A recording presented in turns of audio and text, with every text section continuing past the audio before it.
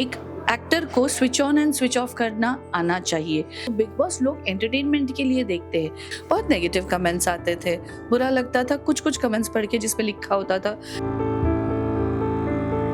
कि दूसरों के घर में अगर आग लगी है, उस आग में अगर हम हाथ सेक रहे हैं, जो गलत है, लेकिन हाँ उसको एज एन एंटरटेनमेंट ही देख रहे हैं। सबको पता है कि क्या हो रहा है, क्यों हो रहा है। हेलो, मैं हूँ रेशमा मर्चेंट और आप देख रहे हैं बीबी मीडिया। सबसे पहले तो वेलकम टू बोल बच्चन मीडिया। रेशमा मैम, कैसे हो आप? मैं बिल्कुल सुंदर, मन सुंदर।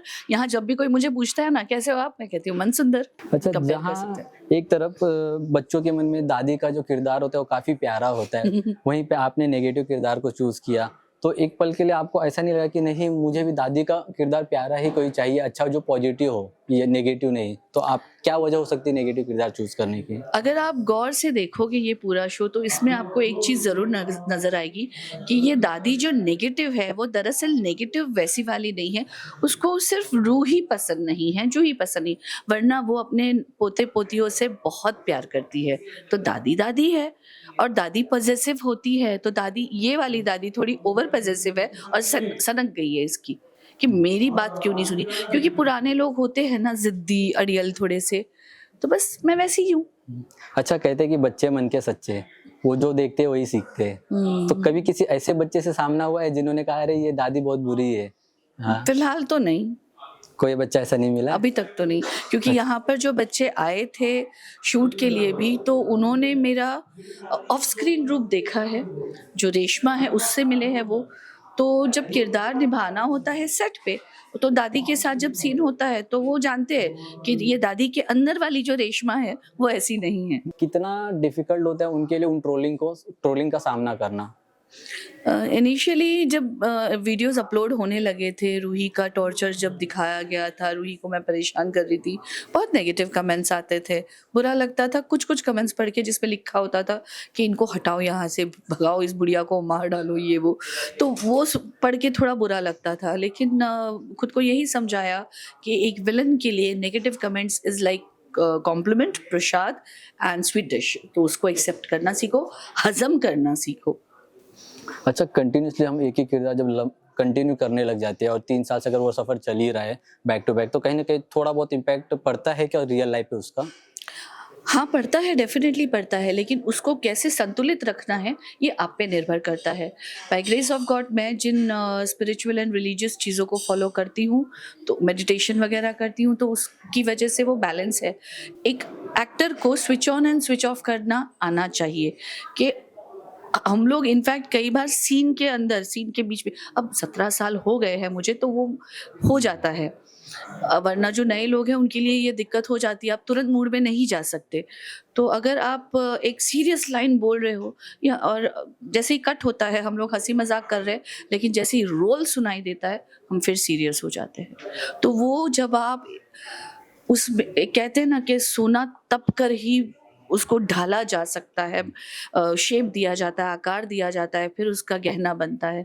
तो अगर आपको एक अच्छा कलाकार बनना है तो पहले खुद को तपाना पड़ेगा, उसमें डीप उतरना पड़ेगा, जलाना पड़ेगा, तब आप एक अच्छा गहना बन पाओगे। एक प्रोमो देखा जिस प्रोमो में ये दिख रहा है कि कहीं ना कहीं रूही जो है वो आपसे थोड़ी सी चालाकी कर रही है, जिसमें आप उन्हें धमकी दे कि जहाँ से लाई वहीं वापस छोड़ दूंगी और जहन्नुम में सड़ते बैठेंगे। तो क्या आपको लग रहा है कि रूही फिर आगे जाके कहीं ना कहीं आपको धोखा देगी, या फिर आप उसे अब काबू में ले लोगी, उसकी जो भी चालबाजी है?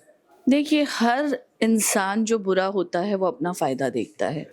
इसपे जो नकली रूही आई है वो पैसों की लालची है, लेकिन दादी जो है वो अपने प्यार की वजह से, अपने बच्चों के लिए वो बहुत लालची है। तो आखिर कौन जीतेगा ये तो आपको सीरियल देखने पर ही पता चलेगा।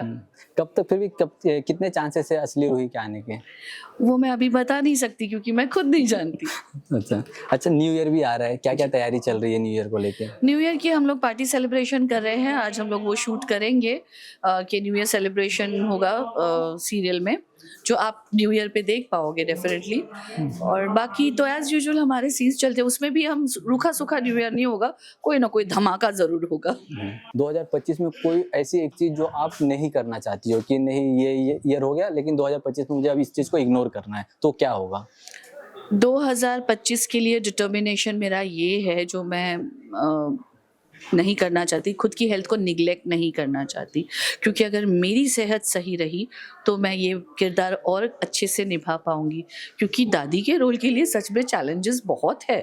भले दादी दादी है, लेकिन फिजिकली जो चीज़ें करनी पड़ती है यहाँ पे, सीढ़ियाँ चढ़ के उतर के भागना, चीज़ों को उठा के फेंकना, अभी हाल ही में मैंने शूट किया है सीढ़ियों से गिरने का, तो वो सारी चीज़ें करने के लिए आपको फिट रहना ज़रूरी है।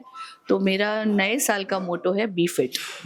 अच्छा, लोगों के अक्सर सवाल होते हैं कि एक्टर्स की लाइफ जो है काफ़ी ग्लैमरस होती है, लेकिन रियल लाइफ में एक एक्टर्स, और जैसे कि हम देखते हैं कि काफ़ी बिजी शेड्यूल रहते हैं, उसमें टाइम निकालना हर किसी के लिए, तो हमारे व्यूअर्स को क्या बताना चाहोगे कि एक एक्टर्स की लाइफ कितनी मतलब आसान और कितनी डिफिकल्ट है?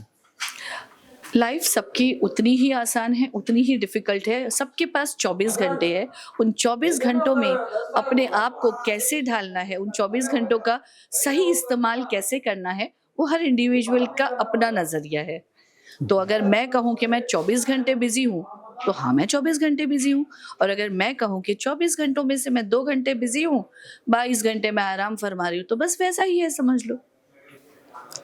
जैसा कि हमने पुराने इंटरव्यू में भी देखा कि आप बिग बॉस फॉलो नहीं कर रही उतना, क्योंकि काफ़ी बिजी शेड्यूल है। लेकिन एक सवाल मेरा ये था कि बिग बॉस काफ़ी कंट्रोवर्शियल शो है, जहाँ हमेशा लड़ाइयाँ हो देखने को मिलती है, लेकिन फिर भी ऑडियंस जो है उस शो को काफ़ी पसंद करती है। क्या वजह हो सकती है कि इतने कंट्रोवर्शियल शो होने के बावजूद लोग इसे काफ़ी भारी मात्रा में पसंद करते हैं और ये शो आज तक चलते आ रहा है? जितना मैंने समझा है पिछले कुछ सालों में, सॉरी टू से बट इन सब के पीछे है मानसिकता। हमारा जो मन है, जो मेंटालिटी है, वो इतनी दूषित हो चुकी है कि दूसरों के घर में अगर आग लगी है, उस आग में अगर हम हाथ सेक रहे हैं, जो गलत है, लेकिन हाँ, उसको एज़ एन एंटरटेनमेंट ही देख रहे हैं। सबको पता है कि क्या हो रहा है, क्यों हो रहा है, तो बिग बॉस लोग एंटरटेनमेंट के लिए देखते हैं।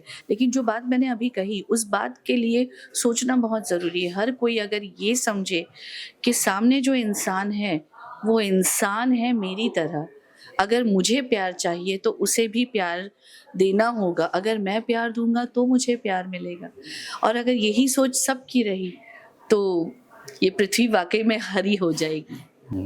बहुत-बहुत धन्यवाद रिश्मा मैम, आपका कीमती टाइम देने के लिए हमें। Thank you so much. बहुत अच्छा लगा आपसे बात करके, और आप सबको नए साल की बहुत सारी शुभकामनाएँ।